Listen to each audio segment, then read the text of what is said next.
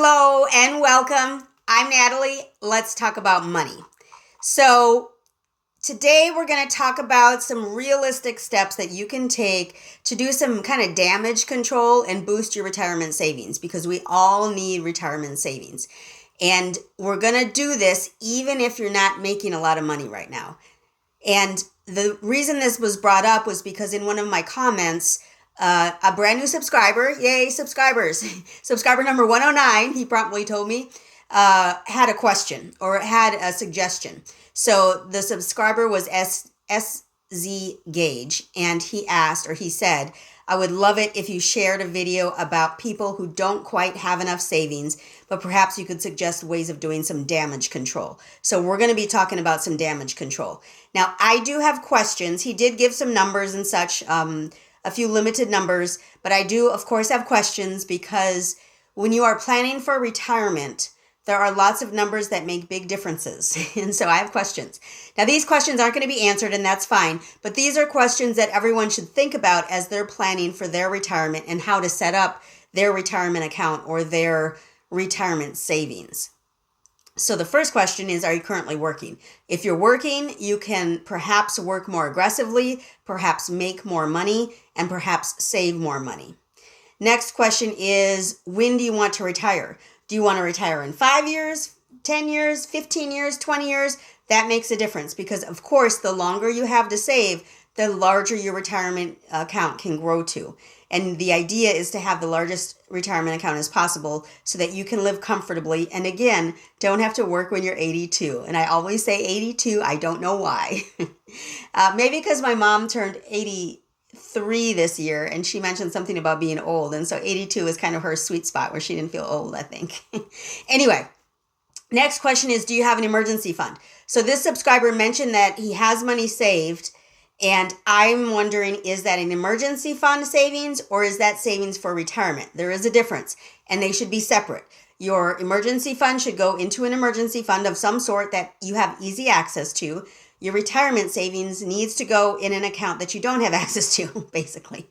Like a 401k, that's one of the big benefits of a 401k is that your employer will usually do a match, or an IRA of some sort, whether it's a Roth or a traditional, do an IRA. Or some other retirement account where your money can grow in the background without you having to worry about it. So do you have an emergency fund? Was the amount that you put in the comment, is that savings or is that what's in retirement currently? That's question number 3. And then question number 4 is, have you figured out how much you actually need in retirement? If you haven't, look a few videos back and it tells you about how to figure out how much you're going to need when you retire. Usually like the 25 rule. So whatever you spend in a year, minus all the extra nonsense that you don't need and don't regularly buy, but how much you spend in a year and take that times 25. And that's about how much you would need in your retirement account when you go to retire. So we'll need to know that, how much you need in retirement. And then last, do you have a retirement account set up yet? If you don't, now's the time. Get in touch with a Ramsey Solutions financial advisor and have them teach you basically about investing and about your retirement account and how to set it up. They're going to set it up for you, but you need to know how to set it up. Because if you don't know about it, you don't know what's good, what's bad, how to control it, how to change it, how to make adjustments. You know nothing. So you need to learn for yourself whether or what actually is going on in your retirement account. And there is a difference in where you live, how you live, your lifestyle, how much you have saved, all of that. Because I looked up what is the lowest cost of living city and what is the highest cost of living city. So Huntsville, Alabama is the lowest cost of living city, supposedly. And the average household income was $70,778. And then the highest cost of living city, it said, was San Jose, California. I believe this was ChatGPT that pulled this data for me. And in San Jose, California, it's expensive there. It's expensive. All of California is a little pricey. But a single adult needs approximately $147,000 in order to live comfortably. So if you're not near the 147,000, maybe it's time to move out of California because you only need 70. You need about half that if you move to Huntsville, Alabama, or many other cities around the country, of course. So it makes a difference. So your lifestyle, how much you make, how much you spend makes a difference. So if you're looking at retirement in the next 10 to 12 years and are feeling like you're kind of, you're falling behind, your savings aren't quite where they should be, don't worry, because you're not alone. We're kind of all in this together. We all need to help each other, give each other some inspiration. We all can save. How much we save is what changes, okay? Whether you save $1 or you save $10,000, it's still saving, okay? So get in the habit of saving because it's a habit. It's a habit you have to create for yourself. It's not going to happen naturally. For 99% of the world, it's not going to happen naturally, okay? So one of the first things to do when planning for your retirement, planning for your future, is to assess your current situation. We have to know where we are now in order to know where we're going to go in the future. So take an honest look at how much you make, how much you spend. You should be doing a budget. Check out every dollar. If you're not doing a budget, every dollar is the easiest way to do a budget. And put some numbers in there and figure out, how much you have saved, how much you spend, what are your actual monthly expenses, like your needs versus your wants, and do you have any debt? If you have debt, it's holding you back, and we need to get rid of that debt as quickly as possible so that we can then turn and save money for our retirement. We need money in retirement. That's the only way it's going to work. We cannot live off of Social Security. I mean, people can. I'm not going to say you can't. That's not true. You can. You're just not going to live the comfortable life that you may want, okay? So count on yourself building up that retirement account. Don't count on the government. The government, we know about the government, don't we? Don't count on the government, okay? Don't count on them. So please take a moment to give the video a big thumbs up, leave a comment down below, and be sure to subscribe. When you subscribe, you should hit the bell so you know when the next video comes out. Let's go finish talking. So you want to start aggressively saving as quickly as possible if you feel like you're behind on your retirement savings. So if you have about 10 to 12 years left before you retire, you still have time to make a significant impact because that compound interest really does build quickly. So consistency and urgency matter. You have to do month after month. Set it up automatically. Don't have to think about it. Just set it up where it automatically goes into a retirement account. I think that is the biggest move that I have made that has made the biggest difference, is that I automatically move that money over. When I tried to save for my car and I was trying to do it on my own, like every month put money in there, I would save a couple $100 every month, but I need more than a couple hundred. So I set it up so that it's automatic. And guess what? It automatically moves.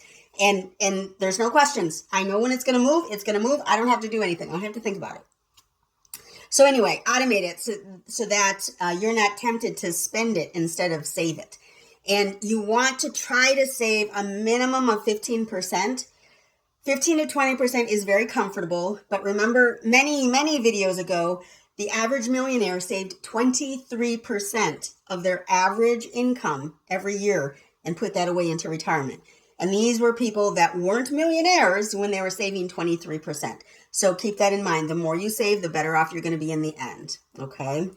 And then naturally, you want to reduce your expenses. So if you are currently in debt, we need to get rid of that debt because that is an expense that you have control over and you should get rid of. So, do what you can to get rid of any expenses you have that aren't needed.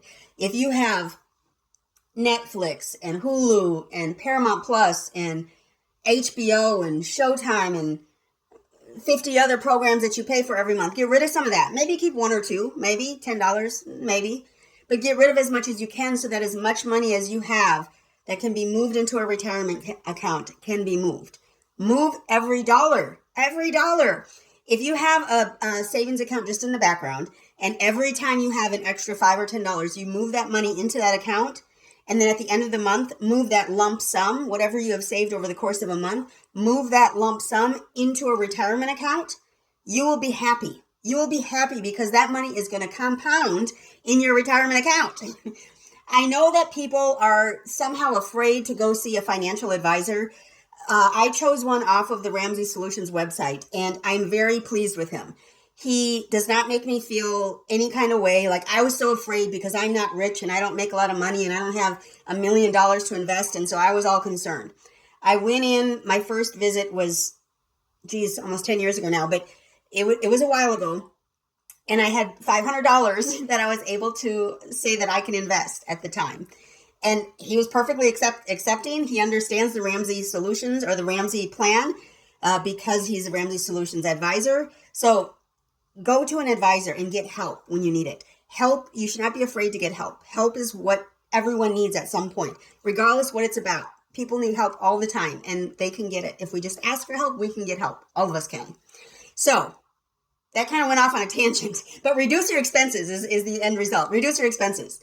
And then also, if possible, now this isn't going to be possible for everyone, but if possible, increase your income. So if you have any kind of hobbies that could make you more money, or if you're working and you can make more money working, or if you can do side gigs like Uber Eats or DoorDash, or what are some of the others? I don't remember. But do some of those side gigs, make some extra cash. Any cash you make, again, put into that side account and then move the money from that side account into an investment account every month. Just do it every month. Every month. It helps. I'm telling you, it helps. And use the retirement accounts that are available to you. So if you're still working and you have a 401k available or 403b available to you, use it because most companies have a match. And at the minimum, you should invest up to the max of that match. So that's just free money. Your company is just giving you free money. You just need to take advantage of the free money that they're giving you. So, set up those accounts as quickly as you can so that you can start putting that money away. And then, of course, with your financial advisor, you can set up just the standard Roth, or you can set up a Roth IRA. The standard IRA is what I meant to say, or a Roth IRA. And that's another good plan for your long-term retirement plans, okay? And then if you have, you want to reassess your investment strategy. So if you have 10 to 12 years left, you may still be able to make moderate approach to investing. So you can kind of have a mix of growth-oriented and conservative investments. So you don't want to be in high risk, probably. You want to have kind of a mix. There's really 4 categories, but you want to have a mix basically of growth-oriented and conservative investments. And again, go back to your financial advisor and explain what you're looking at, explain your goal, and let them advise you, because they're your advisor, let them advise you on what you should do at that point. And then last is just educate yourself. The more you know about money, the more fun it is to learn, and the more you know that not having a significant amount of money is important. That is not important. It's not. It's what you do with your money that's important. If I only make $1 per hour and I save that whole dollar every hour, I actually will have more money than the person that makes $5 per hour and spends $5 per hour. Do you understand? It doesn't matter if you make $1 million or $10,000. If you don't know what to do with it, if you have no plan, it doesn't matter how much you make. It doesn't matter. So anyway, but if you make more, limit your expenses so that you can save more. The more you make, the more you save. That's the way it should work. Okay. So just, keep in mind, it's not too late to make meaningful progress toward a more, secure retirement. Nothing is ever secure, I don't think, these days. I don't know. It's a little crazy in our world right now, but basically just start today and just stay consistent and just keep learning. Keep learning what's going on in the market. Keep learning what's going on with your money. Keep learning how you can invest your money. Learn how you can make more money. Learn what is going to benefit you in the end. And remember to invest in yourself today so that you can make a difference for others tomorrow. This is vitally important. You want to be available to make a difference for others. That is the end result. Because when you are debt-free, you can give money and share money and donate money and not have to worry about money, not have to worry about making $1 million a month. You don't have to worry about that because you're debt-free and you don't have all those bills. So I thank you so much for stopping by. I sure hope that you give the video a big thumbs up, leave a comment down below, be sure to subscribe. When you subscribe, you should hit the bell so you know when the next video comes out. If you have any questions that you'd like me to answer or research and find out for you, Go ahead, ask those questions down below. I'm going to try to have an attachment included. I haven't yet figured this out. I'm not new to YouTube, but I've never done an attachment before. So I'm going to try and see what happens and see if I can kind of give a guide down below on kind of the steps that we just spoke about. Thanks again for stopping by. Y'all have a great one.